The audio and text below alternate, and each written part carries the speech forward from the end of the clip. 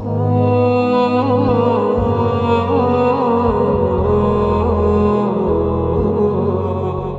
الحمد لله نحمده ونستعينه ونستغفره ونؤمن به ونتوكل عليه ونعوذ بالله من شرور أنفسنا ومن سيئات أعمالنا من يهده الله فلا مضل له ومن يضلل فلا هادي له أشهد أن لا إله إلا الله وحده لا شريك له وأشهد أن محمدا عبده ورسوله أما بعد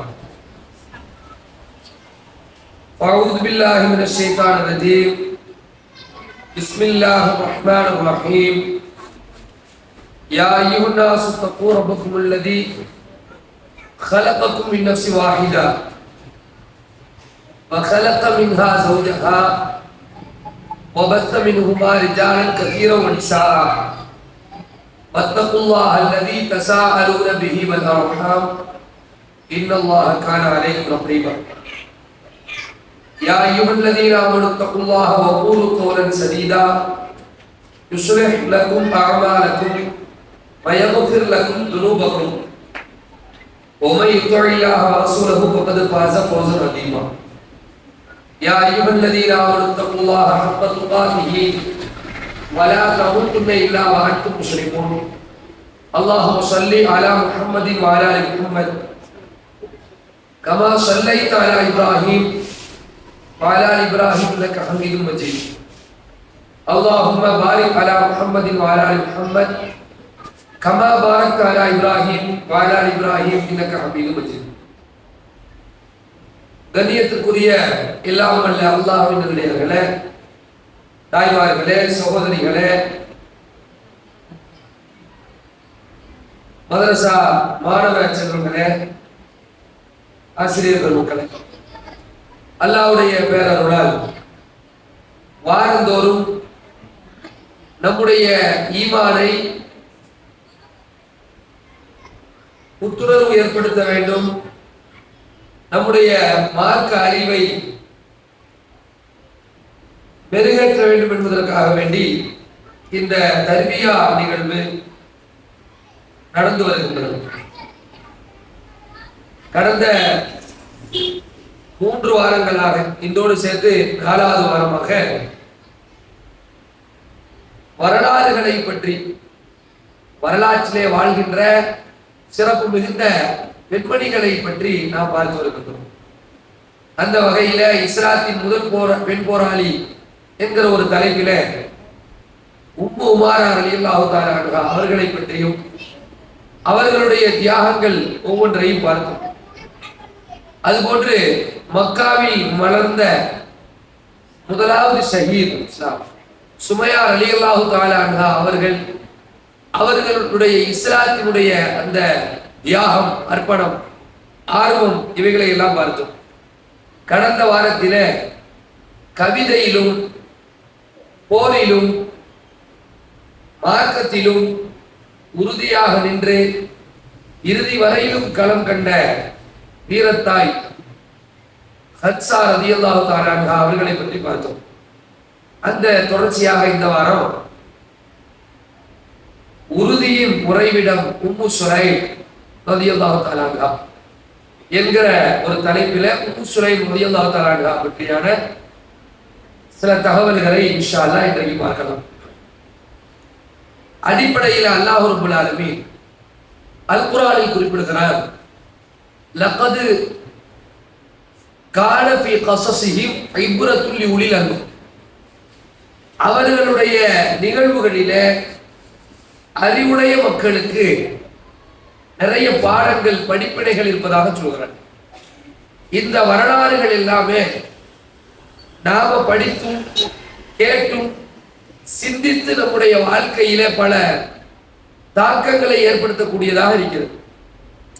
அல்லாஹ்வே அல் குர்ஆனிலே அதனாலதான் வரலாறுகளையே சொல்கிறான், நிறைய சொல்றான். குர்ஆன்ல உள்ள வரலாறு என்று எடுத்து பார்க்கலாம், குர்ஆன்ல உள்ள ஈமானிய பெண்கள்னு பார்க்கலாம், குர்ஆனில் உள்ள நபிமார்கள் வரலாறு பார்க்கலாம், குர்ஆனில் உள்ள நல்லோர்கள் வரலாறு என்று பார்க்கலாம்.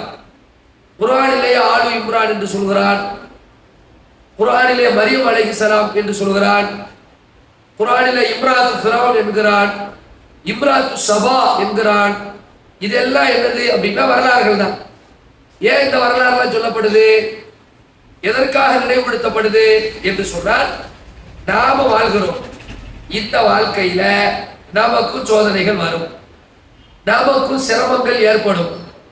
நாமளும் இந்த உலகத்துல 40 வருஷம் 50 வருஷம் ஈமானோடு வாழ வேண்டும் என்று சொன்னால், நமக்கு முன் சென்றவர்களுடைய அந்த பிடிமானம், அந்த உறுதிப்பாடு, அந்த வலுவான நம்பிக்கை, அந்த ஒரு தவக்குல், தக்வா, இஹ்லாஸ் நம்மிடத்திலே தெரிந்தால்தான் நாம் என்ன செய்யலாம், சிறப்பா பயணிக்க முடியும்.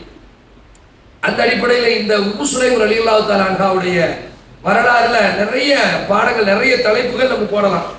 கிட்டத்தட்ட அவர்களுடைய வாழ்க்கையில இருந்து நமக்கு தேவையான ஒரு 10 தலைப்புகள் எடுத்துக்க முடியும். ஒரு சஹாபா பெண்மணி, ஆனா அவங்க வரலாறுல பார்த்தா ஒரு 10 விதமான பாடங்கள். முதலிலே அவர்கள் யார் என்று பார்த்தால், அவர்கள் மதீனாவில் வாழ்ந்த ஹஸ்ரஜ் கோத்திரத்தை சார்ந்தவங்க. இவங்க அப்ப இஸ்லாத்துக்கு எப்போ வராங்க? பெரும்பாலும் மதீனாவில் உள்ளவங்க எப்போ இஸ்லாத்துக்கு வர்றாங்க, கெஸ் பண்ணி சொல்ல முடியுமா? யாராவது சொல்லுங்க பார்ப்போம். மதீனாவில் பெரும்பான்மையே இஸ்லாம் எப்போ பரவுது? 1-2 பேர் இஸ்லாத்துக்கு வர்றதில்லை, ஒட்டு மொத்தமாக இஸ்லாத்துக்கு வர்றதுக்கு ஒரு நிகழ்வு காரணமா அமையுது. அது என்ன நிகழ்வு என்று யாராவது சொல்ல முடியுதா? இவ்வளவு நாள் இஸ்லாம் பயான்லே சொன்னோம். ஃபர்ஸ்ட் வாரம், அதாவது நம்ம இந்த வரலாறு துவங்கினதுல இருந்து அதுல நம்ம மென்ஷன் பண்ணே வரோம். என்ன ஞாபகம் இருக்கா? சரி, அக்கபா உடன்படிக்கை தான் அந்த நிகழ்வு. அந்த அக்கபா உடன்படிக்கையில முதலாம் அக்கபா, அதாவது மக்காவில் வைத்து ஒரு பள்ளத்தாக்கில் வச்சு நடக்கக்கூடிய அக்கபா உடன்படிக்கை. முதலாவது அக்கபா உடன்படிக்கை முடிந்த உடனேயே அல்லாஹ்வுடைய தூதர் ஸல்லல்லாஹு அலைஹி வஸல்லம் அந்த மக்களோடு 2 பேரை அனுப்புகிறார்கள். ஒன்று நம்முடைய முஸ்அப் இப்னு உமைர் ரலியல்லாஹு தஆலா அன்ஹு, இரண்டாவது அப்துல்லா இப்னு உம்மி மக்தூம் ரலியல்லாஹு தஆலா அன்ஹு. இந்த 2 பேரையும் அனுப்பி உங்களுடைய பணி அங்க உள்ள மக்களுக்கு இஸ்லாத்தை எடுத்து சொல்வதுதான்.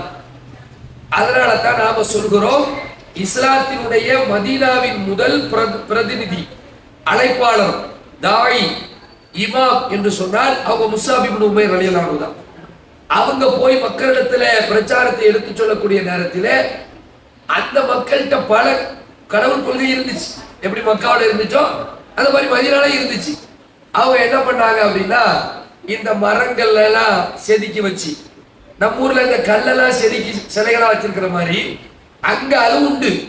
அது போக மரங்கள் இருக்கா இல்லையா, அந்த மரங்களை எல்லாம் செதுக்கிடுவாங்க. செதுக்கி அதுக்கு கண்ணு, மூக்கு, காதுகள், வாய், பல்லு, கை கால் எல்லாம் வச்சு அதை கொண்டு வச்சு இது ஒரு பெரிய ஒரு தெய்வம் என்று அதையே செய்வாங்க, நம்புவாங்க. அப்படி நம்பிக்கை கொண்ட ஒரு குலத்தை சார்ந்த பெண் தான் இந்த உம்மு சுலைம் ரலியல்லாஹு தஆலா அன்ஹா. இவங்களுடைய இயற்பெயர் இருக்குல்ல, உம்மு சுலைம் என்பது கிடையாது. அவங்க இயற்பெயர் என்ன அப்படின்னா ருமைஸா பின்த் மில்ஹான். சரியா? அந்நஜாரியா, அந்நஜாரியாங்கிறது உங்க குலத்துக்கு பேர். இது மாதிரி நிறைய பேர் இந்த அம்மாவுக்கு இருக்கு. சரிங்களா?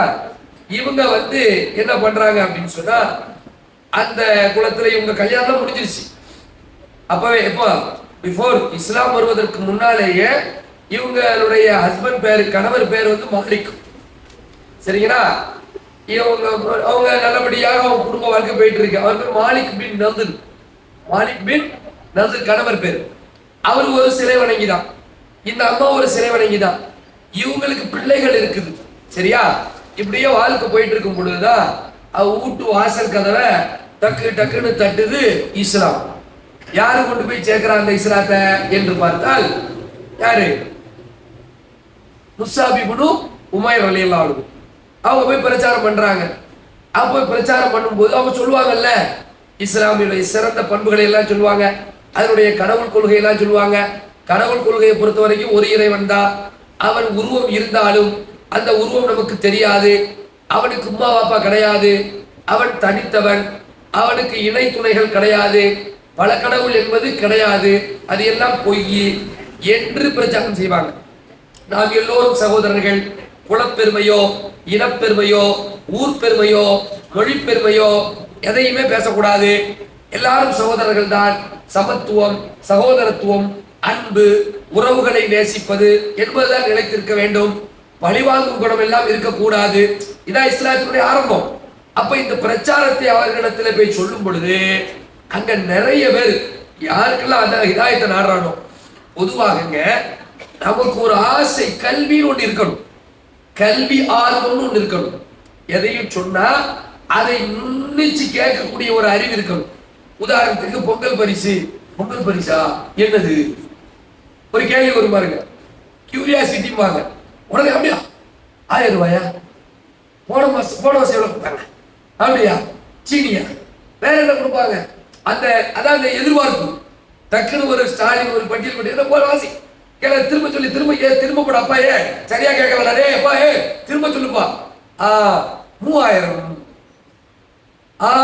சீனி, பச்சரிசி, ஒரு கரும்பு, முழு கரும்பு அப்படின்னு என்ன செய்யப்படுது, அது கவனிக்கிறோம்ல. இதுக்கு பேர் தான் கவனிக்கும் ஆர்வம், கல்வி ஆர்வம். இங்க என்ன கல்வி இருக்குது, பொங்கல் பரிசு எவ்வளவு அப்படிங்கிற ஒரு கேள்விக்கு நம்மளால பதில் எழுத முடியுமா இல்லையா? இப்ப நான் சொன்னதுதான் பதில். விளங்குதா இல்லையா? டோக்கன் இருக்கு, அடுத்த செக்ஷன் எப்படி வாங்குவது, அது டோக்கன் தரப்படும், நேரம் குறிக்கப்படும், நாள் குறிக்கப்படும், இதெல்லாம் அந்த நாலேஜ், இந்த அறிவு எல்லாத்துலயும் இருக்கணும். அப்படி இருந்துச்சு அப்படின்னா அல்லாஹ் அதைத்தான் சொல்றான், யாருக்கு அல்லாஹ் நலவை நாடுகிறாரோ மார்க்கத்தை அறிவு கொடுப்போம். நலவை நாடும் பொங்கல் பரிசு ரேஷன் கார்டு கிடைக்கும். அல்லாஹ்வுடைய நலவு இருக்கணும்னா அதுக்கு என்ன இருக்கணும், அல்லாஹ் நலவை நாடுனா தான் நாலேஜை கொடுப்போம். மார்க் ஃபக்ஹுஹு ஃபித்தீன், நீங்களாம் தொடர்ந்து வர்றீங்க அப்படின்னா அல்லாஹ்வுடைய நாட்டு. அப்ப அந்த அறிவு வேலை செய்யணும். என்ன என்ன இந்த அம்மா இருக்காங்கல்ல, இந்த அம்மாவுக்கு அந்த அறிவு கூடவே இருந்துச்சு. அதனால தான் கணவரையே ஓவர்டேக் பண்ணிட்டாங்க. கணவர் இஸ்லாத்துக்கு வரல, கணவர் கடைசி வரைக்கும் சிலை வணக்கத்திலேயே இருந்து இறந்து போயிட்டாங்க. யாரு? மாலிக் பின் நதுர். ஆனால் இந்த அம்மா இஸ்லாத்துக்கு வந்துட்டாங்க. வாங்கம்மா நிமிஷம்.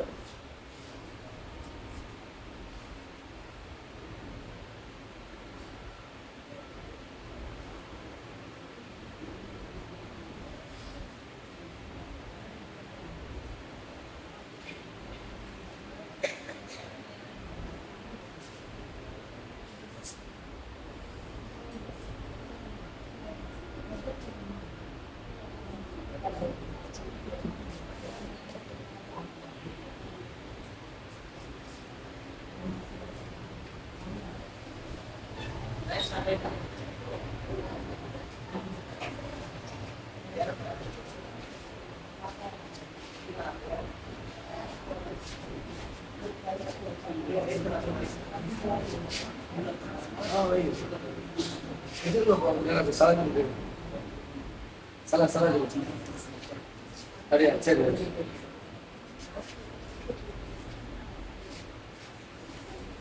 ஸ்பீக்கர் அங்கிருந்து வருது.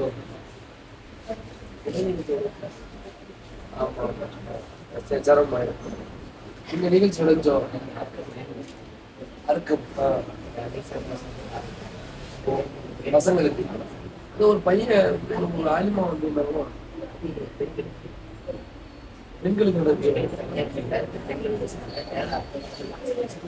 பெண்களுக்கு பெண் பிள்ளைகள் பாடல்கள்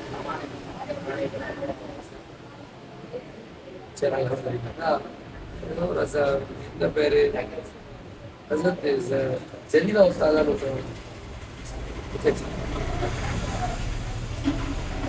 எல்லாருக்கும்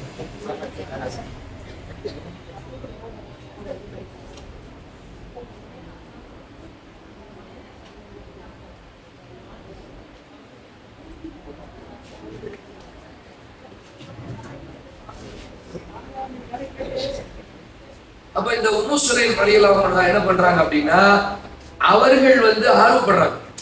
அதை கேட்டு காதல் விடலங்க, கேட்கலாமா என்னமோ சொல்றாரு, ஏதோ புதுசா சொல்றாரு, எப்போ நமக்கு இதுப்போ வம்பு, நம்ம வேலை வெட்டிக்கணும்னு இருப்போம், நம்ம கணவரே கண்கண்ட தெய்வம் அப்படின்னு சொல்லி பேசாம இருக்குல்ல, அவங்க யோசிக்க ஆரம்பிக்கிறாங்க. யாரு? உம்மு சுலைம் ரலியல்லாஹு அன்ஹா யோசிக்கிறாங்க, என்ன மார்க்கம் இது, என்னுடைய யதார்த்தம் என்ன, என்னுடைய உண்மைத்தன்மை என்ன, அப்படின்னு சிந்தனைக்கு வேலை கொடுக்குறாங்க. தத்துவம் எப்பவுமே சிந்திக்கணும். நாம எப்பவுமே சரி, நம்ம இச்சை மனோ இச்சைக்கு வேலை கொடுக்கறத விட நம்முடைய சிந்தனைக்கு வேலை கொடுக்கணும். அப்படி சிந்திக்க ஆரம்பிச்சது பொருட்டு சிந்திச்சா என்ன ஆகும்? இஸ்லாத்தை பத்தி ஒரு ஆள் சிந்திச்சா என்ன ஆகும்? முஸ்லிம் ஆகுவாங்க.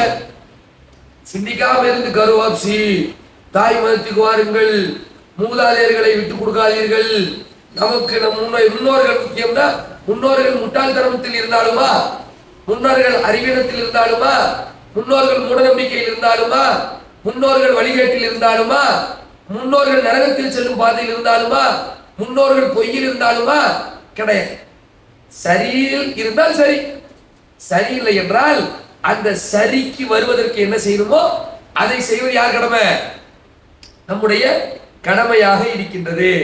இந்த அடிப்படையில தான் இந்த அம்மா இஸ்லாத்துக்கு வர்றாங்க. இது ஃபர்ஸ்ட் அவர்கள் செய்த புரட்சிகரமான காரியம். புரட்சிங்க. சாதாரண ஒரு பெண் இஸ்லாத்துக்கு எவ்வளவு பெரிய விஷயம். ஒரு பெண்ணு அவங்க இஸ்லாத்துக்கு வந்தா என்ன ஆகும்? கணவர் ஏற்றுக்கொண்டதான் போச்சு. கணவர் ஏற்றுக்கொள்ளதா? இப்ப நீங்க பயானுக்கு இங்க வர்றீங்க அப்படின்னா கணவர் ஏத்துக்க போய் வர்றீங்க, ஈஸியா இருக்கு. கணவர் ஏத்துக்கலதா அங்க என்ன ஆயிடும்? சின்னதா ஒரு கீரல் உண்டு. என்ன நான் போதான் செய்வேன், என்ன பண்ணுவேன், போதான் செய்வேன். ஏன்னா அது என்ன செய்ய, லைட்டா ஒரு கிராக் இருந்துகிட்டே இருக்கும். அப்படி இல்லாம இருக்கணும். அதுக்கு அல்ல நம்ம துவா செய்வோம். அப்படி இருந்து நம்ம பாட்டுக்கு வர போறோம், எவ்வளவு விஷயங்கள், எவ்வளவு இடத்துக்கு போறோம். ஏன்னா அப்படி பெரும்பாலும் தடை சொல்ல மாட்டாங்க.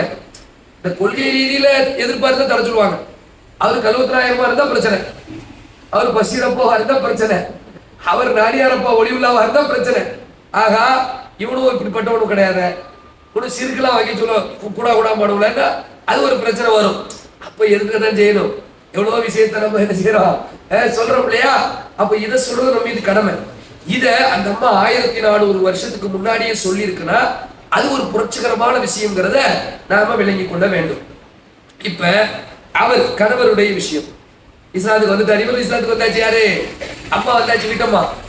அவர் வரவே இல்லை. வரவே இல்லைன்னா அதோடு விடவும் இல்லை. இந்த அம்மா அவரை இஸ்லாத்துக்கு கூட அவரு நீ இங்க வா, நீ சிலைய வணங்கு, நீ எதுக்கு புது மார்க்கத்துக்கு போற, ஏன்னா வேஸ்டா பிரச்சனை பண்ணிட்டு கிடக்காத அப்படின்னு ஒரே சண்டை. எப்ப? அந்த நாள் முதல், அதாவது இஸ்லாத்துக்கு வந்த நாள் முதல் இதே பிரச்சனையா போயிட்டு இருக்கு.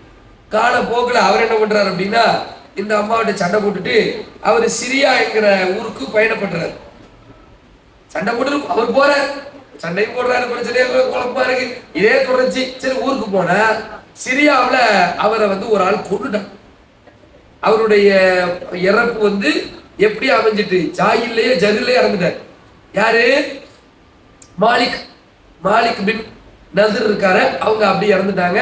அவங்க இஸ்லாத்துக்கே வரலங்கிறது ஒரு செய்தி. அப்ப இந்த அம்மாவுக்கு எவ்வளவு பெரிய விஷயம் பாருங்க. இஸ்லாத்துக்கு வர்றாங்க, கணவர் வரல, கடைசி வரைக்கும் எதிர்க்கிறாங்க. அப்படியே இருக்குதுன்னு சொன்னா அவர்களுடைய மனநிலைகள்லாம் எந்த மாதிரி இருந்திருக்கும் அப்படிங்கறது நம்ம என்ன செய்ய முடியுது, பார்க்க முடிகிறது. சரி, ஒண்ணு. ரெண்டாவது விஷயம் இவருக்கு கணவர் இறக்கவும் செஞ்சுட்டாரு.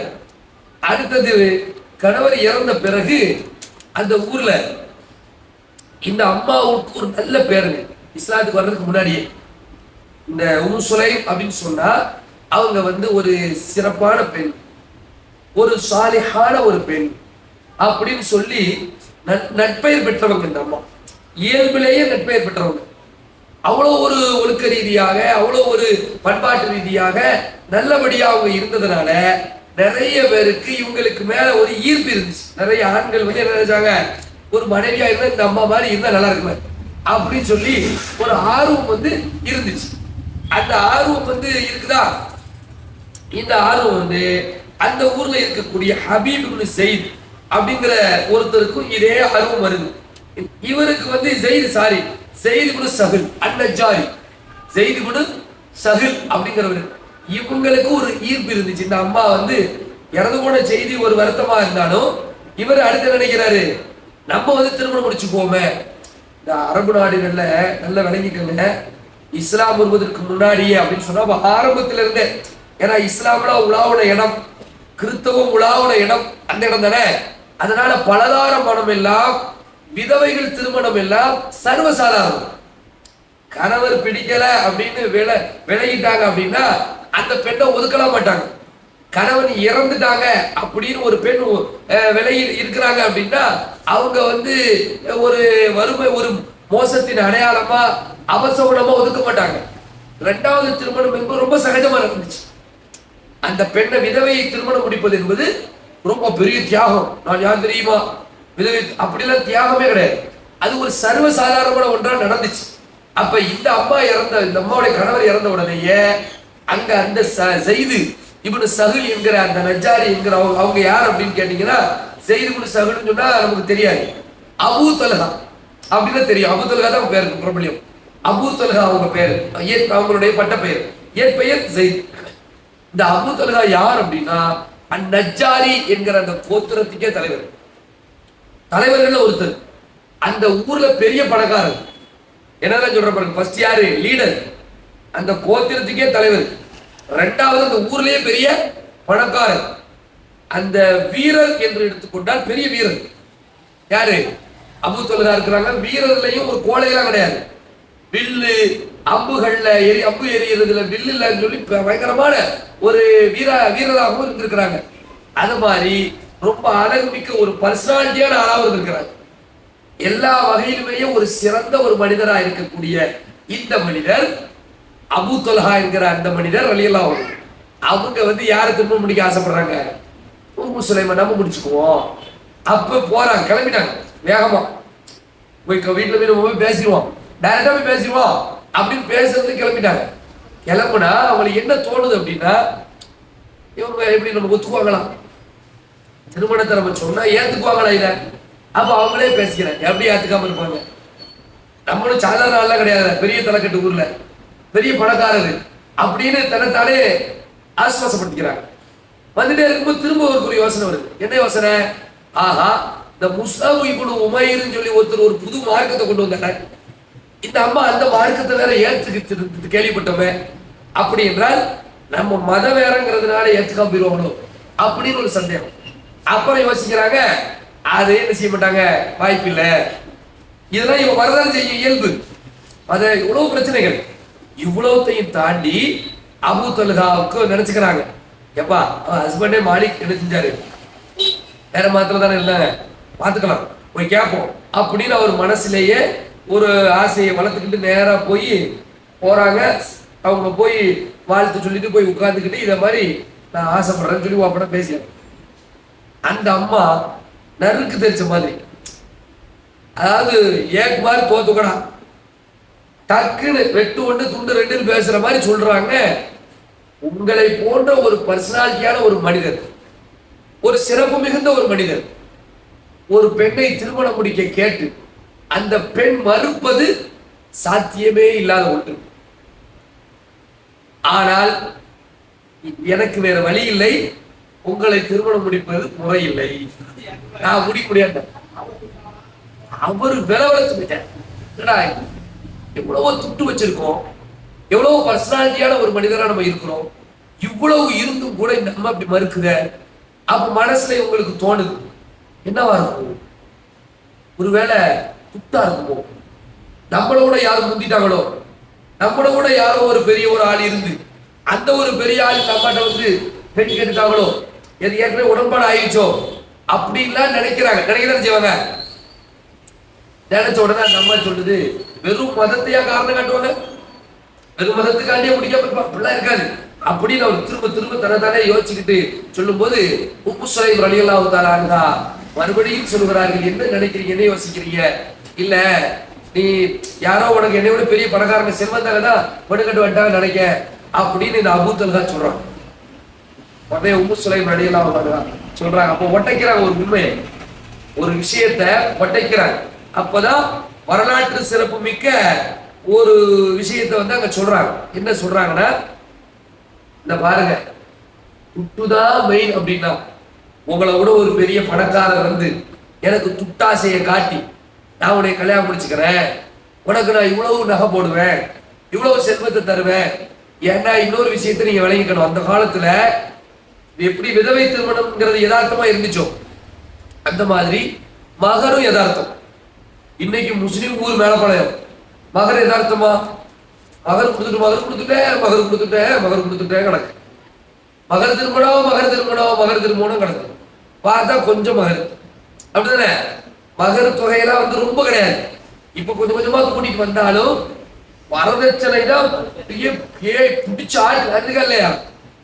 அந்த காலத்துல மகர் என்பது கொடுக்கணும். பெண்கள் வந்து என்ன கேட்பாங்க, அவங்களே வாய்ப்பு கேட்பாங்க, இதை மகர் கொடு, எனக்கு இதை மகர் கொடு. அப்ப அபூத்தல்கா என்ன நினைக்கிறாங்க, இந்த அம்மா மகர வசமா கேட்டு பெரிய இடத்துல எதையோ வாங்கப்பட்டிருக்கு போல தெரியுது, பேச்சு நடந்துட்டு போல தெரியுதுன்னு சொன்ன உடனே அந்த அம்மா சொல்றாங்க வாயை திறந்து, இங்க பாருங்க துட்டுதான் விஷயம் இருந்தா வல்லாஹி நான் இப்ப ஒரு விஷயம் சொல்றேன், நீங்க இஸ்லாத்துக்கு வாங்க. நம்ம இஸ்லாமிய அழைப்பு யோசிச்சு பாருங்க, தாவா இருக்குது, தாவா அது அந்த மாதிரி சொல்லுது, நீங்க இஸ்லாத்துக்கு வாங்க. இந்த மரத்துல செஞ்சு வச்சு ஒரு சிலை மாதிரி வடிச்சு அதை போய் நீங்க வந்து கடவுள் வழங்கிட்டு இருக்கீங்க, அதெல்லாம் கடவுள் கிடையாது. இந்த நம்பிக்கையில இருந்தா உங்களுக்கு எனக்கு வாழ்க்கை செட்டே ஆகாது. நீங்க என்னை முடிக்கிற ஆசைப்பட்டிருக்கீங்க, நான் ஓப்பனா சொல்றேன், உங்களுக்கு எனக்கு ஒன்றும் செட் ஆகாது. ஏன் செட் ஆகாது? செல்வம் இல்லைங்கிற காரணமா? இல்ல, உங்களுக்கு நிறைய செல்வம் இருக்கு. அழகு இல்லைங்கிற காரணமா? இல்ல, உங்களுக்கு நிறைய அழகு இருக்கு. ஒரு பர்சனாலிட்டி இல்லைங்கிற காரணமா? இல்ல, உங்களுக்கு பெரிய இதே பாரம்பரியமே இருக்கு. எல்லாத்துலயுமே நீங்கள் சிறப்பா இருக்கிறீங்க. ஆனா எது பிரச்சனையா இருக்குது அப்படின்னு சொன்னா இந்த சிலை வணக்கம் தான், கொள்கை தான் பிரச்சனை. நல்ல விளங்கிடுங்க, கொள்கை பிரச்சனைங்க.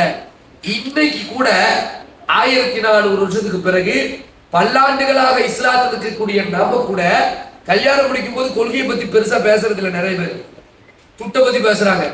மாப்பிள்ளை என்ன வேலை பார்க்காரு, உள்நாடா வெளிநாடா, கல்யாணம் முடிச்ச உடனே பிளைட்ல கூட்டு போயிருவாரா?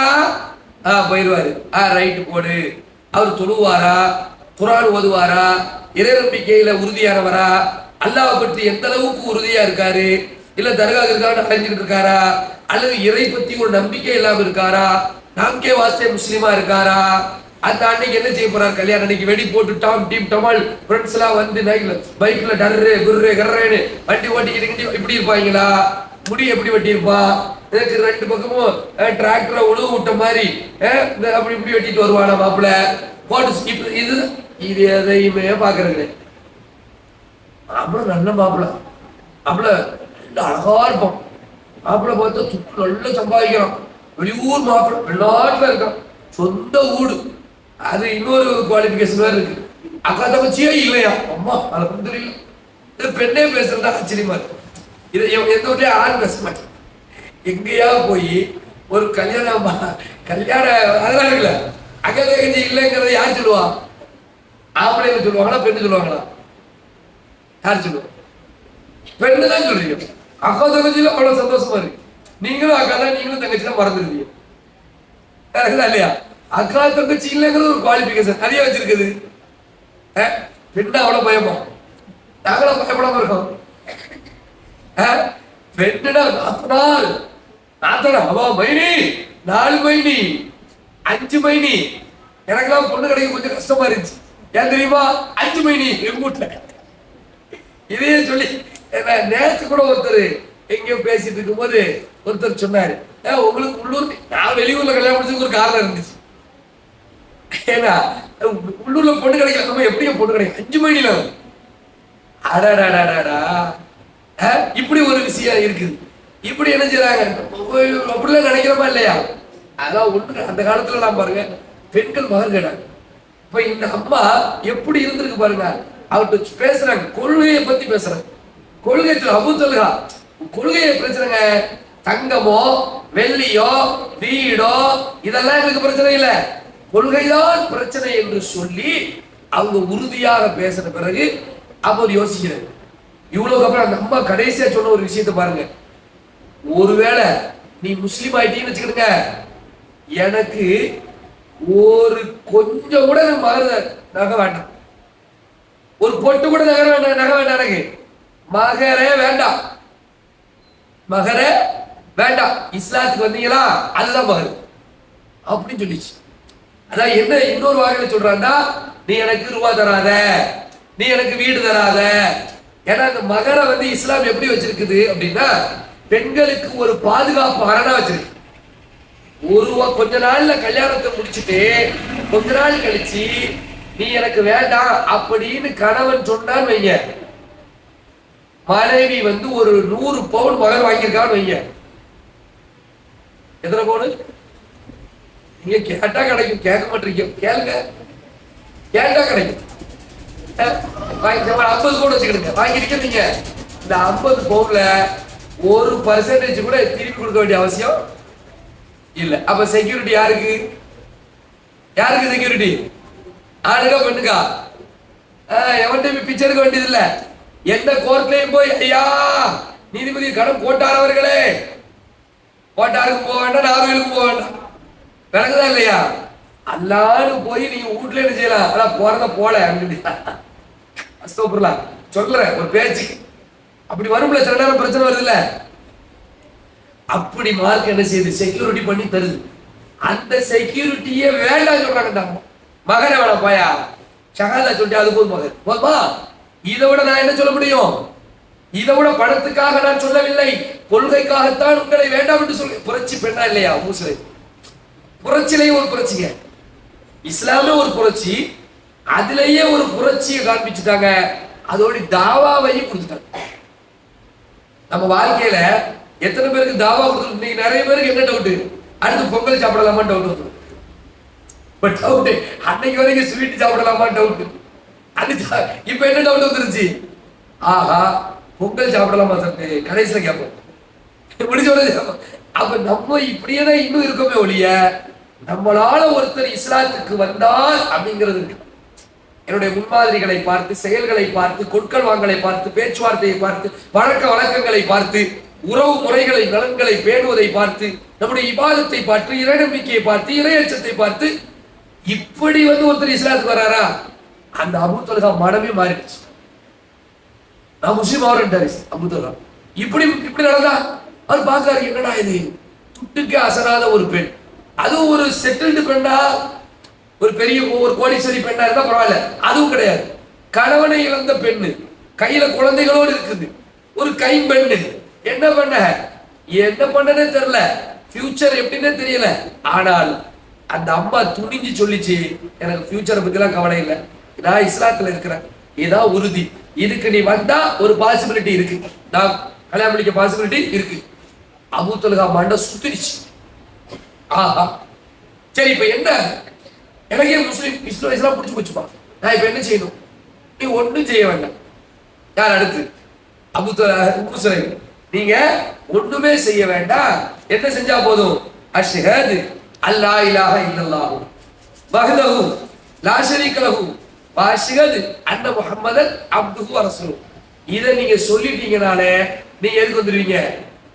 இஸ்லாத்துக்கு வந்துருவீங்க. அதோடு வீட்டுக்கு போய் வீட்டுல இருக்கக்கூடிய அந்த மர சிலைகளை எல்லாம் அப்புறப்படுத்து. எப்படி பெரிய விஷயம் இல்லைங்க.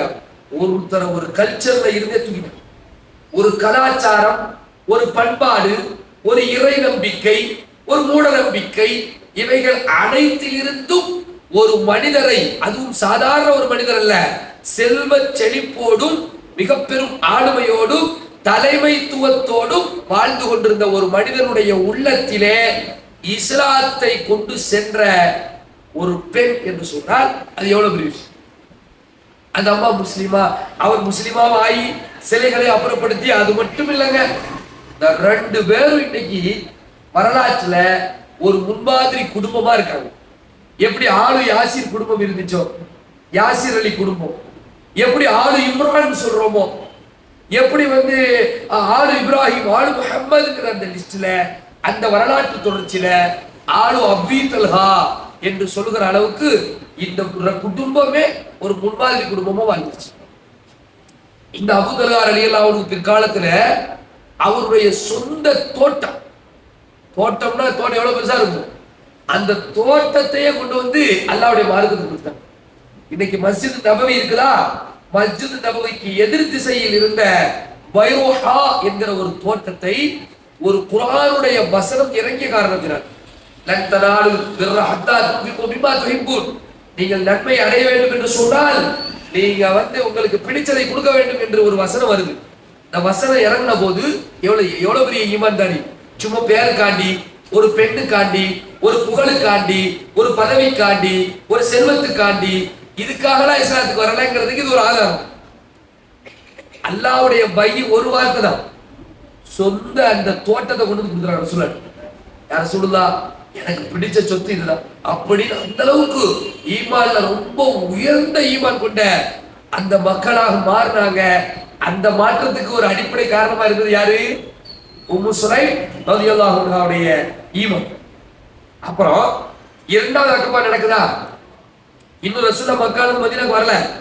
இந்த ஈமானு இஸ்லாமு புரட்டதெல்லாம் எப்ப நடக்கு? அல்லாஹ்வுடைய தூதர் மக்காவில் இருக்கிறாங்க. முஸாப் இப்னு உமைர் ரலியல்லாஹு அன்ஹு, அப்துல்லாஹ் இப்னு உம்மி மக்தூம் ரலியல்லாஹு அன்ஹு போய் மதீனாவில் பிரச்சாரம் செய்து கொண்டிருக்கிறார்கள். அப்பொழுதுதான் முஸ்லீம் ஆகுறாங்க. யாரு? Abu Talha. அதுக்கு முன்னாடி உம்மு சுலைம் முஸ்லீம் ஆகுறாங்க. இப்ப எல்லாருமா சேர்ந்து கிட்டத்தட்ட ஒரு 75 பேர் மதீனால இருந்து கிளம்பி மக்காவுக்கு வந்து அடுத்தது ஒரு உடன்படிக்கை நடக்குது. அதே அக்கபா பள்ளத்தாக்குல இரண்டாவது அக்கபா உடன்படிக்கை ரஹீக் புக்ல வரும். அந்த இரண்டாவது அக்கபாவுல குடும்பத்தோடி பங்கு பெற்றவர்கள் ஒரு குடும்பம் யாரு? உம்மு சுலைம், அபூ தல்ஹா. அவன் வந்து சரணடைஞ்சிட்டாங்க. அல்லாஹ்வுடைய தூதர் கையை பிடிச்சு பையா ஒப்பந்தம், உங்களுக்காக உயிரை கொடுப்போம், இஸ்லாத்திற்காக உயிரை கொடுப்போம், எங்களுடைய செல்வத்தை கொடுப்போம், எங்களுடைய பொருள் அனைத்தையும் தியாகம் செய்வோம், உடலாலும் உள்ளத்தாலும் உணர்வுகளாலும் எங்களுடைய அர்ப்பணங்கள் அனைத்தும் உங்களுக்கு உண்டு, எங்களை தாண்டித்தான் உங்களை தொட முடியும், எங்களுடைய உயிருக்கு பிறகுதான் உங்களுடைய உயிரிலே கை வைக்க முடியும் என்று ஒப்பந்தம் பண்ணிய அந்த அக்கபா உடன்படிக்கையில இந்த குடும்பம் இருக்கு. சாதாரண விஷயமா? இந்த மாற்றத்துக்கு காரணம் ஒரு பெண் தான். பெண்கள் என்பவர்கள் வந்து இந்த சமூகத்துல மிகப்பெரிய உயர்ந்த அந்தஸ்துல அல்லாஹ் கொண்டு வச்சிட்டான். இஸ்லாம் ஃபண்டமெண்டலிஸ்ட் அடிப்படைவாத அது இது சொல்லுவாங்க ஃப்ராடு. அல்லாஹ் எப்படி எங்கெல்லாம் போடுறான் பாருங்க. சரிங்களா? இது ஒரு முக்கியமான ஒன்று. அடுத்தது உம்மு சுலைம் ரலியல்லாஹு தஆலா அடுத்து என்ன பண்றாங்க? இந்த ஃபர்ஸ்ட் கணவருக்கு மாலிக் இப்னு நஸர் இருக்காங்களா, அவருக்கு பிறந்த ஒரு குழந்தை ஒண்ணு இருக்கு. இப்ப அந்த குழந்தைக்கு 10 வயசு. அந்த குழந்தைய அல்லாஹ்வுடைய தூதர் ஸல்லல்லாஹு அலைஹி வஸல்லம் அவர்களிடத்துல கூட்டு வராங்க. இப்ப அடுத்தாதானே கணவருக்கு லீவு. அனஸ் அலி அந்த குழந்தை இருக்குதே, குழந்தை பேர் என்னது? அனஸ் பின் மாலிக் ரலியல்லாஹு அன்ஹு. இந்த அனஸ் பின் மாலிக் ரலியல்லாஹு அன்ஹு அவர்களை என்ன செய்யணும் அப்படின்னு சொன்னா தர்பியா பண்ண. அது ஆரம்பத்திலேயே நம்ம தர்பியா பண்ணிட்டாங்க. கணவர் இருக்கும் பொழுது யாரு? முந்தைய கணவர் இருந்தார மாலிக். அவங்க இருக்கும் பொழுது நம்ம என்ன செய்ய இஸ்லாத்தை கூப்பிடுறாங்க, மார்க்கத்தை எடுத்து சொல்றாங்க, அவங்களை அப்படியே கன்வின்ஸ் பண்ணி அவர் வந்து சின்ன வயசுல இருக்கும் போதே முஸ்லீம் ஆகுறாங்க. இப்ப அவங்களுக்கு அது பத்தல. இவங்க வந்து நம்ம பேசாம இந்த பிள்ளைய கொண்டு போய், சின்ன பிள்ளையா இருக்காரு, ரசூலுல்லாஹி ஸல்லல்லாஹு அலைஹி வஸல்லம் கையில ஒப்படைச்சிடும். அவங்களுக்கு முழுமையான ஒத்துழைப்பு தரக்கூடிய பிள்ளையா நம்ம பிள்ளைய ஆக்கிடுவோம் என்று மரியம் அலைஹிஸ்ஸலாத்துடைய தாயார் சொன்னாங்க பாருங்க. எனக்கு குழந்தை பிறந்தா இன்னி நதர்த்துக்கையால உனக்கு நான் நேர்ச்சி செய்வேன். அந்த மாதிரி இடத்தால அல்லாஹ்வுடைய தூதர் ஸல்லல்லாஹு அலைஹி வஸல்லத்துல காதிமாக ஹிதுமத் செய்யக்கூடிய அளவுல கொண்டு வந்து விட்டுட்டாங்க, ஒப்படைச்சிட்டாங்க. அடுத்து அந்த நிமிடத்துல இருந்து அல்லாஹ்வுடைய தூதர் ஸல்லல்லாஹு அலைஹி வஸல்லம் மதீனாவுல இருந்தாலும் சரி, அவங்க வெளியூர் பிரயாணங்கள்ல இருந்தாலும் சரி, அவங்க யுத்தங்கள்ல இருந்தாலும் சரி, வேறு எங்க போயிருந்தாலும் சரி, கூடவே இருந்து கடைசி வரைக்கும் அல்லாஹ்வுடைய தூதர் மரணிக்கின்ற வரைக்கும் உடன் இருந்த ஒரு மிக பெரும் பாக்கியவான்களுடைய பட்டியல்ல யார் இருக்கா? அனஸ் பின் நதர் ரலியல்லாஹு அன்ஹு. ஏராளமான ஹதீஸ்களை அறிவிக்கிறாங்க, மார்க்கத்தை நிறைய படிக்கிறாங்க. அல்லாஹ்வுடைய தூதர் ஸல்லல்லாஹு அலைஹி வஸல்லம் இருக்கிற எவ்வளவு பெரிய விஷயம். இப்படி ஒரு பாக்கியம் இவங்கள்ட்ட இருந்துச்சு. அப்ப தர்பியத்துல் அவுலாதுன்னு ஒன்று இருக்கு ஒரு பெண்ணுக்கு. இப்ப நம்ம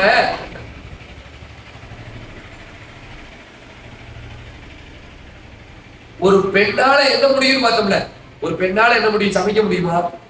இப்படி பாக்குறமா இல்லையா? கிடையாது. ஒரு பெண்ணால வரலாற்றுல இடம் பதிக்க முடியும், தடம் பதிக்க முடியும், குடும்பத்தையே தன் திசைக்கு திருப்ப முடியும், மிகப்பெரிய கல்வியை குடும்பத்தில் சேர்க்க முடியும், மிகப்பெரிய பொறுப்புதாரியாக இருக்க முடியும். தர்பியத்துல் அவுலாத் ரொம்ப முக்கியம் இல்லையா? பிள்ளைகளுக்கு சரியான ஒரு இல்மை நாலேஜை கொடுப்பது.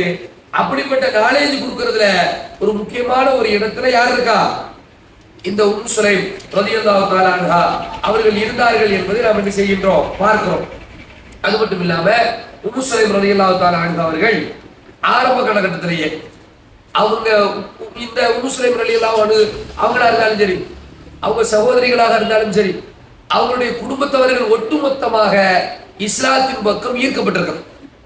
அவங்க சகோதரர்கள்லாம் பார்த்தீங்கன்னா ஹராம் பின் மில்ஹான் அப்படிங்கிறவங்க வந்து அந்த காலகட்டத்திலேயே ஒப்பந்தங்களை ஈடுபட்டிருக்காங்க. எந்த அல்லாஹ்வுடைய தூதர் ஸல்லல்லாஹு அலைஹி வஸல்லத்தோடு மார்க்கத்துல ஒன்றாக இருந்து அவங்க வந்து என்ன பண்றாங்க அப்படின்னு சொன்னா, ரசூலுல்லாஹி ஸல்லல்லாஹு அலைஹி வஸல்லம் ஆரம்பத்துல சில பேரோட ஒப்பந்தம் அனுப்பி வெளியூருக்குலாம் அனுப்புவாங்க. வெளியூர்களுக்கெல்லாம் போயிட்டு வர சொல்லுவாங்க, மார்க்கத்தை கற்றுக்கொள்ள சொல்லுவாங்க. சில பேர் மார்க்கம் சொல்ல எங்களுக்கு ஆள் அனுப்புங்கன்னு சொல்லி கூட்டு போய் ஏமாத்தவும் செய்வாங்க, கொலை செய்வாங்க. அதுல ஒன்று பிரபல்யமான ஒன்று பிகுரு மவுடா அப்படிங்கிற ஒரு விஷயம். பிகுரு மவுடா அப்படின்னா, பிகுரு அப்படின்னா கிணறு, மவுடான ஒரு இடம். மவுடா என்ற இடத்துல இருக்கக்கூடிய அந்த கிணறு, இந்த இடத்துல வச்சு ஒரு 70 சஹாபிகளை இந்த ஏமாத்தி கூட்டிட்டு போய் எங்களுக்கு மார்க்கத்தை சொல்லித்தாங்க அப்படின்னு ஏமாத்தி கூட்டிட்டு போய் கொண்டுட்டாங்க. அப்படி கொண்டாங்களா இல்லையா? அதுல ஒருவர் யார் என்று கேட்டால், இந்த நம்ம உம்மு சுலைம் ரலியல்லாஹு அன்ஹாவுடைய சகோதரர் என்பதை நம்ம என்ன செய்கின்றோம், வரலாறுல பார்க்கிறோம். இவங்க என்ன பண்றாங்க, அல்லாஹ்வுடைய தூதர் ஸல்லல்லாஹு அலைஹி வஸல்லம் அவர்களோடு வந்து ஒப்பந்தத்தில் இருக்கிறாங்க. அவங்க இஸ்லாத்துக்கு வர்றாங்க. இஸ்லாத்துக்கு வந்து மார்க்கத்தை துடிப்போடு பின்பற்றுறாங்க. இந்த நகலுக்கு போய் 70 பேரோடு சேர்த்து இந்த இவரை அனுப்புறாங்க. அனுப்புனா அந்த கூட்டத்தில் பேசிக்கிறாங்க. ஹராம் இப்னு மில்ஹான்ட்ட ஒரு லெட்டரை கொடுத்து, நீங்க போய் இந்த தலைவர்கிட்ட போய் இந்த லெட்டரை கொடுங்க. ரசூலுல்லாஹ் தாவா எழுதிருப்பாங்க. அதுல பிஸ்மில்லாஹிர் ரஹ்மானிர் ரஹீம், இஸ்லாத்துக்கு வாங்க, பழைய மார்க்கத்தை விடுங்க, நாம் எல்லோரும் சகோதரர்கள் அப்படிங்கிற அந்த செய்திகளை எழுதியிருப்பாங்க. அதை கொண்டு போய் கொடுத்த உடனேயே அவர் அப்படியே பின்னாடி இருந்து ஒரு கத்தியால கொண்டு வந்து குத்தி அவரை கொண்டுட்டாங்க. யார? உம்மு சுலைம் ரலியல்லாஹு. அதாவது ஒரு இஸ்லாத்துக்கு வர்றாரு அப்படிங்கிறதுக்கு அந்த சரௌண்டிங்கே மாத்தி, அந்த சரௌண்டிங் இன்னைக்கு நாம வந்து முஸ்லிமா நாம இருக்கிறோம். நம்ம நிறைய பேருடைய பிரச்சனை என்னது, நம்ம தொழுகிறோம், கணவர் தொழுவ மாட்டிருக்காரு, நம்ம இஸ்லாத்துல ஈடுபாடு இருக்கு, கணவர் இருக்க மாட்டிருக்காரு, கணவர் ஈடுபாட்டோடு இருக்காரு, மனைவி, இப்படி நிறைய பிரச்சனை இருக்குல்ல. இதுல நம்முடைய உறுதிப்பாடு எப்படி இருக்கணும் அப்படின்னா, நம்மளால முடிஞ்ச அளவுக்கு முயற்சி பண்ணணும். அதுக்கு நாவன்மை முக்கியம். அதுக்கு இந்த தாவா செய்யக்கூடிய நாவன்மை இருக்கா இல்லையா, பேச்சு, கருத்து, அதெல்லாம் விட முக்கியம் நம்முடைய உறுதி. உறுதியா சொல்லணும், உறுதியா மாத்தணும், உறுதியா பேசணுங்கிற அந்த உறுதிப்பாடு மட்டும் இருந்துச்சு வைங்களேன், பல மாற்றங்களை நம்மளால என்ன செய்ய முடியும், கொண்டு வர முடியும். இன்னைக்கு இந்தியாவுடைய சிஸ்டத்துல இன்னைக்கு என்ன பெரிய பிரச்சனை, இந்த RSS சங்க பரிவாரிகளுக்கு நமக்குமான பிரச்சனை என்ன பிரச்சனை? கடைசியில் வந்து பாருங்க, கடவுள் நம்பிக்கை தான். கடவுள் நம்பிக்கை தான் பிரச்சனை. மோடிக்கிறவங்க என்ன பிரச்சனை, கடவுள் நம்பிக்கை. பாரத் மாதாக்கு ஜே அப்படின்னு சொல்லுமா, நம்ம என்ன செய்வோம், பாரதத்தை விரும்புறோம், இஸ்லாத்தை விரும்புறோம். எப்படி நம்ம இந்த இந்தியாவை விரும்புறோம், இந்தியாவுக்காண்டி நாங்க உயிரை கொடுத்துருக்கிறோம், இந்தியாவுக்காண்டி பொருளாதாரத்தை கொடுத்துருக்கிறோம், சுதந்திர போராட்டத்துக்காண்டி இவ்வளவு தியாகங்கள் பண்ணியிருக்கிறோம். ஆனால் வணங்குதல் என்பது யாருக்கு மட்டும்தான், அல்லாஹ்வுக்கு மட்டும்தான். கொள்கைதான் பிரச்சனை. எல்லாத்தையும் வணங்குவான, அவனுக்கு வணக்கங்கிறதுக்கு ஒரு அளவு கூட கிடையாது. யாரையான மனிதர்களே வணங்குவார்கள். வணக்கம் என்பது கடவுளுக்குன்னு சொல்லக்கூடிய அந்த கொள்கை தான் பிரச்சனைனா, அந்த பிரச்சாரத்தை நம்ம மக்கள்கிட்ட கொண்டு போய் நம்ம என்ன செய்யணும், மாற்றத்தை கொண்டு வரணும். எப்படி அல்லாஹ்வுடைய தூதர் ஸல்லல்லாஹு அலைஹி வஸல்லம் பிரச்சாரத்தை கொண்டு வரும் பொழுது, சுமையா ரலியல்லாஹு அன்ஹா இஸ்லாத்தை ஏற்கும் பொழுது, இந்த உம்மு சுலைம் ரலியல்லாஹு அன்ஹா இஸ்லாத்தை ஏற்கும் பொழுது, இப்படிலாம் இஸ்லாத்துக்கு வரும்போது எல்லாரும் ரெட் கார்பெட் போட்டு சிவப்பு கம்பளம் விரிச்சு அப்படியா இருந்துச்சு? இல்ல, பிரச்சனைகள் இருந்துச்சு, குழப்பங்கள் இருந்துச்சு, கொலை இருந்துச்சு, மிரட்டல் இருந்துச்சு, ஊர் நீக்கம் இருந்துச்சு. அனைத்தையும் தாண்டி அவர்களுடைய ஈமான் உறுதி இருந்துச்சு. அதனால இன்னைக்கு வரலாற்றுல என்ன செய்றாங்க, இருக்கிறாங்க. அதுக்கப்புறமா ஒரு கட்டத்துல ஹுனைன் யுத்தம்னு ஒண்ணு வருதுங்க. அந்த யுத்தத்துல ஒரு காட்சி, அந்த காட்சி அபூ தல்ஹா வர்றாரு. யார் வர்றாங்க? உம்மு சுலைம் ரலியல்லாஹு அன்ஹா வர்றாங்க. உம்மு சுலைம் ரலியல்லாஹு அன்ஹாட்ட இந்த அபூ தல்ஹா என்ன சொல்றாங்க தெரியுமா? அபூ தல்ஹா ஓடி வந்து, யா ரசூலுல்லாஹ், அல்லாஹ்வுடைய தூதரே, இது உம்மு சுலைம் பாருங்க, வாளை கொண்டு வர்றாங்க. போர்க்களத்துல பெண்களுக்கு என்ன அனுமதி இருக்குது? பெண்கள் கட்டாயம் போர் புரியணும்னு கிடையாது. பெண்கள் வந்தா மருத்துவ உதவிகள் செஞ்சுக்கலாம். நாம ஒவ்வொரு வரலாறையும் பெண்கள் சம்மந்தப்படுறாங்க, வீர பெண்கள். உம்மு சுலைம் ரலியல்லாஹு ஒரு வாளை வச்சுக்கிட்டாங்க. ஆமா, அபூ தல்ஹா ரலியல்லாஹு அன்ஹு இதை சொல்லிட்டு இருக்கக்கூடிய நேரத்திலேயே முஹம்மது ஸல்லல்லாஹு அலைஹி வஸல்லம் சொல்லிட்டு இருக்காங்கல்ல, இதே மாதிரி உம்மு சுலைம் பாருங்க, வாளோடி வந்திருக்கிறாங்க, ஆயுதத்தோடி வந்திருக்கிறாங்க, போர்க்களத்துக்குள்ள போற மாதிரி வந்திருக்கிறாங்கன்னு. அப்ப அந்த அம்மா சொல்றாங்க, ஆமா நான் போவேன், அதில் வரக்கூடிய அல்லாஹ்வுடைய மார்க்கத்தினுடைய விரோதிகள், இஸ்லாத்தினுடைய எதிரிகள் களத்தில் அவர்களை நான் கண்டால், வாய்ப்பு கிடைத்தால் அவர்களை நான் என்ன செய்வேன், கொல்லவும் செய்வேன் அப்படின்னு என்ன செய்யறாங்க இந்த அம்மா சொல்கிறார்கள் என்கிற வரலாற்று தரவும் இருக்கு. அப்ப பெண் என்றால் என்ன செய்வாங்க, எல்லாமே செஞ்சிருக்காங்க. வெறுமனே அடுப்புல மட்டும் பெண்ணுக்கு வேலை கிடையாது. போர்க்களத்திலேயே வேலை இருக்கு, தாவா களத்திலேயே வேலை இருக்கு, சமூக களத்திலேயே வேலை இருக்கு, உடன்பாடுகள்லயும் வேலை இருக்கு, இஸ்லாத்தை பரப்புறதுல வேலை இருக்கு, சமூக மாற்றத்துல வேலை இருக்கு, புரட்சிகள்ல வேலை இருக்கு. இது எல்லாம் இந்த அம்மாவுடைய வரலாறு. அப்ப அதனால நாம பொதுவா நம்முடைய ஈமான் என்ன செய்யணும், பரிசு இதுல ஏதாவது ஒரு பங்குல நம்ம வரணும், நம்ம பேர் வரலாறுல பதியணும். யோசிச்சு பாருங்க, நம்ம பாட்டுக்கு வாழ்ந்துட்டு அப்புறம் இறந்து போயிட்டு வரலாறுல ஒண்ணுமே செய்யலன்னா என்ன? நம்ம மேலப்பாளையத்துல நல்ல ஒரு சாதனையை என்ன செய்யணும், படைக்கணும். எல்லாருக்கும் வார வாரம் வர்றது ஒரு சாதனை தான், சரியா? நிறைய பேர் லீவ் போடுறாங்களே இடையில, போன வாரம் கொஞ்சம் பேரை காணோம், அப்படித்தானேங்க? லீவ் போட்டுறாங்களே, அப்படி லீவ்லாம் இல்லாம தொடர்ந்து ஒரு நிகழ்ச்சிக்கு வர்றது, கூட்டு வரணும். மக்கள் என்ன செய்யணும், நீங்க என்ன நினைச்சுக்கிட்டீங்கன்னு தெரியல எனக்கு பார்க்க, இது நம் வீரா திரு நமக்கு மட்டும் தான் அப்படின்னு முடிவெடுத்து வீரா தெருவில் உள்ள மக்கள் மட்டும் வரீங்களா, அல்லது பக்கத்து வீடு எதிர்த்து வீடு அடுத்த வீடெல்லாம் கூட்டு வரீங்களா, அதாவது பக்கத்து அடுத்த தெருலாம் கூட்டு வரீங்களா, தோழிகள்கிட்ட சொல்றீங்களா, வாட்ஸ்அப்ல பேசுறீங்களா, குரூப்ல பேசுறீங்களா? ஒரு முன்னேற்றம் தெரியலையே.